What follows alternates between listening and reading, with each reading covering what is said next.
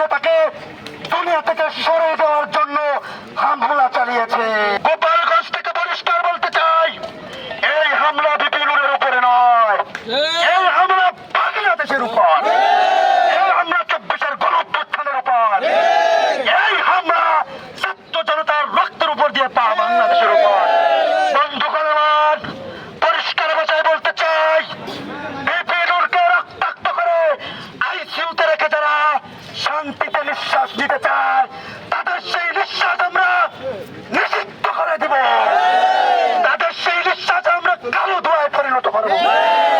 প্রত্যেকটা ব্যক্তিকে যারা ওই হামলার সাথে ছিল এবং ওইখানে ছিল প্রত্যেককে গ্রেপ্তার করতে হবে এবং প্রত্যেককে গ্রেপ্তার করে জনসম্মুখে তাদের বিচার করতে হবে। বিপিনের উপরে হামলা চালিয়ে তারা যে দুঃসাহস দেখিয়েছে, তার প্রতিবাদে আমরা গোপালগঞ্জ জেলার মাটি থেকে আমরা বলতে চাই, ইন্টারিয়াম সরকার যে দুঃসাহস দেখিয়েছেন, এই দুঃসাহস আপনারা অতিরিক্ত দেখিয়ে ফেলেছেন।